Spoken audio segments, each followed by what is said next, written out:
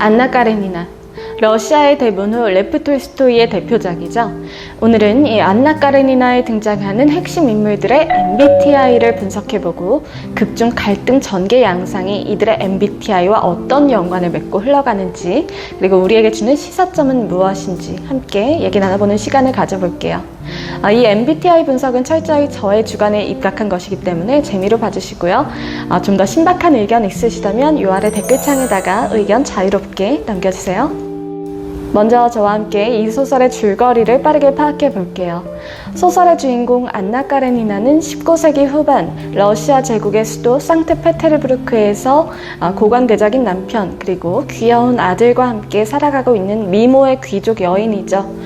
유부녀긴 하지만 여전히 빼어난 미모로 사교계의 꽃으로 군림하며 귀족 사회의 인싸로 화려한 삶을 살아가고 있는 그런 여성이죠. 그러던 어느 날 안나는 우연히 운명처럼 한 남자를 마주치게 됩니다. 바로 매혹적인 청년 장교 알렉세이 브론스키예요. 이 남자가 바로 안나의 인생을 송두리째 바꿔버리는 옴므파탈이죠. 이 브론스키는 안나가 유부녀라는 사실을 알고 있음에도 불구하고 그녀에게 첫눈에 반해서 저돌적으로 대시를 합니다. 앞뒤 안 보고 들이대죠. 안나는 자기가 유부녀이기 때문에 처음에는 거부하다가 점점 마음을 열게 되고 결국 브론스키와 불같은 로맨스에 빠져버리게 되죠. 결국 가정까지 버리고 브론스키와 함께 사랑의 도피까지 버리게 됩니다. 안나는 자기가 갖고 있는 모든 걸 다 버리고 이 허락되지 않은 사랑에 뛰어들었기 때문에 그만큼 브론스키와 동거하는 내내 그에게 더욱더 집착을 보이게 되죠. 브론스키는 그런 안나를 보면서 부담감을 느끼게 되고요. 결국 브론스키의 사랑이 식었다고 판단한 안나는 더 이상 살 이유를 찾지 못하고 기차에 몸을 던져 자살하게 됩니다. 이렇게 한 여인이 사랑 때문에 파국에 이르는 과정이 극적인 상황 전개와 적나라한 내면 묘사를 통해서 이루어지고 있는데요. 이게 바로 사실주의 문학의 매력이죠. 이 극의 위기와 갈등은 크게 안나 까레니나 주인공, 그리고 안나의 남편 카레닌, 그리고 안나의 내연남 브론스키, 이렇게 세 축을 중심으로 전개가 되는데요.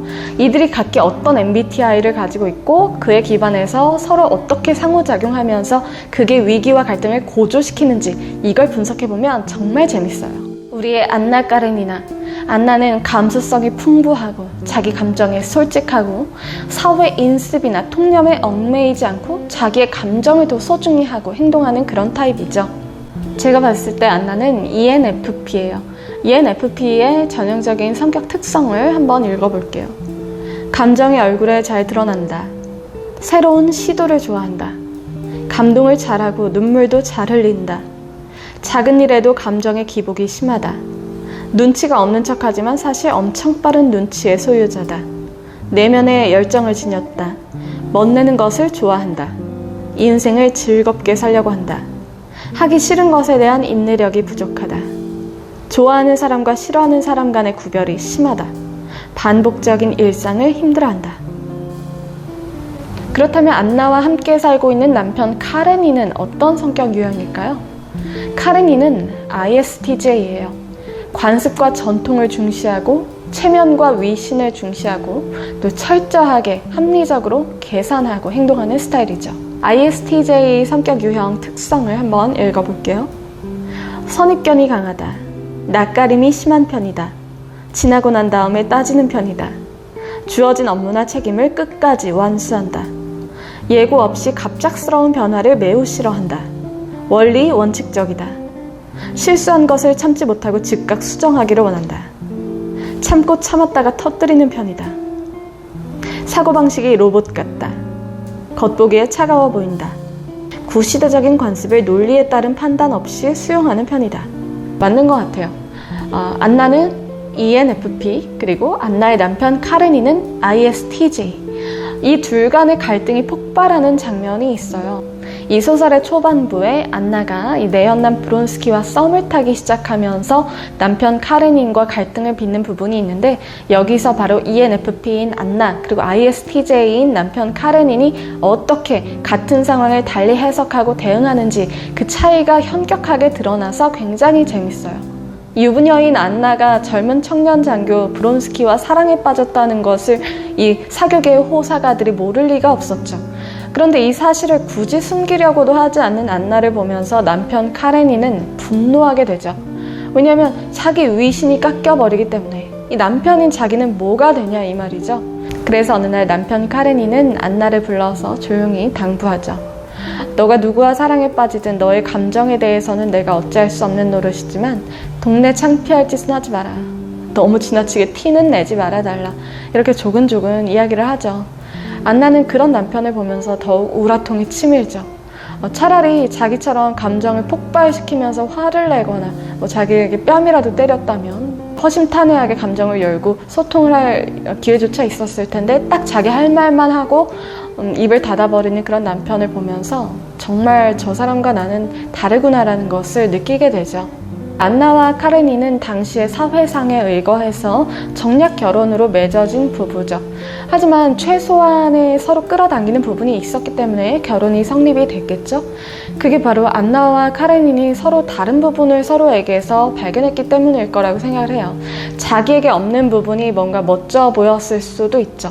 안나처럼 감정적이고 뭔가 충동적인 유형의 경우에는 카레닌이 갖고 있는 그 이성적임, 합리적임, 냉철함 이런 부분이 멋져 보였을 수 있고 카레닌의 입장에서 봤을 때는 이 안나의 정열적이고 열정적인 그 부분이 뭔가 매력적으로 보였을 수가 있죠.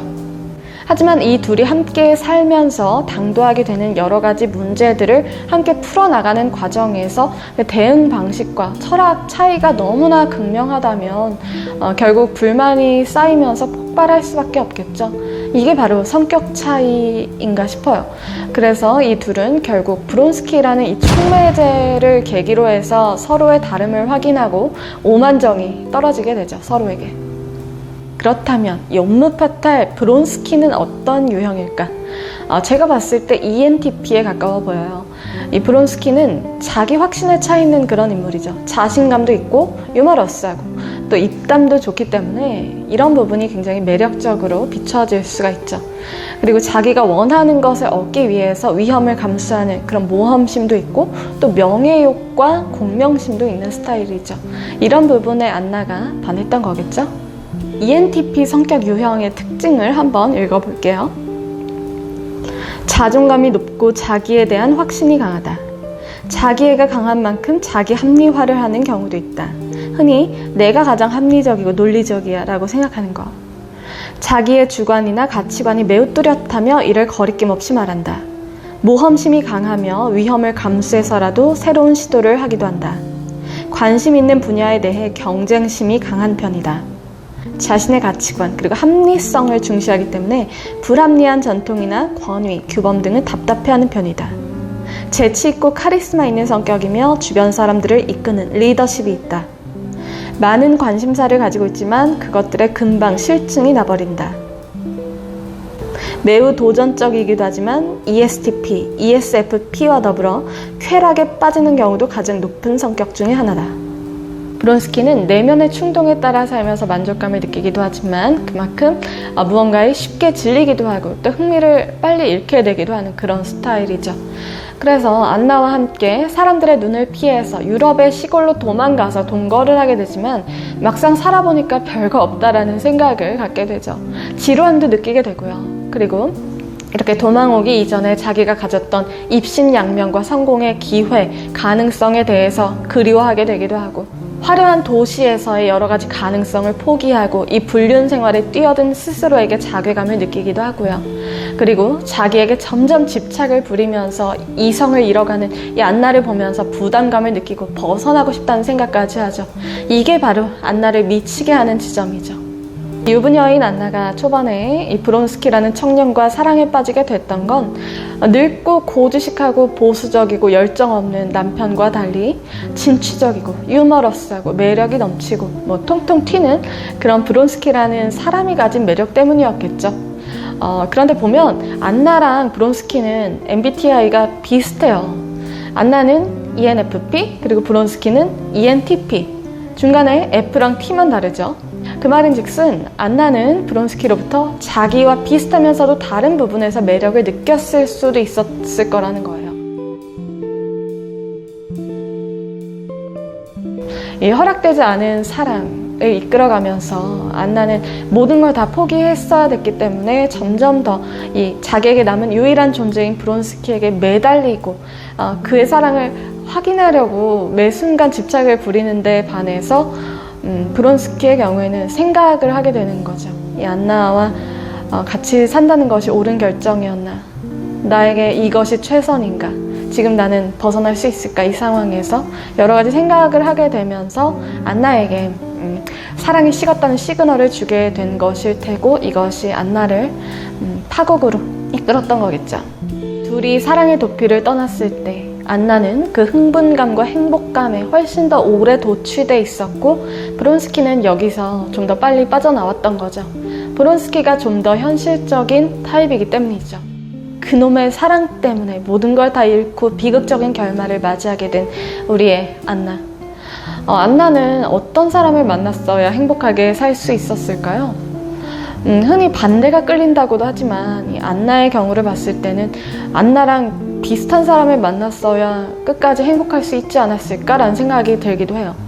안나는 정략 결혼을 했지만 애초에 정략 결혼이 아니라 정말 자기가 사랑하는, 자기와 비슷한 부분이 많은 그런 사람을 만나서 연애를 오랫동안 하고 나서 결혼을 했었다면 중간에 눈 돌아갈 일도 없었을 거고 좀 더 나은 결말을 맞이할 수 있었을지 않을까 싶어요.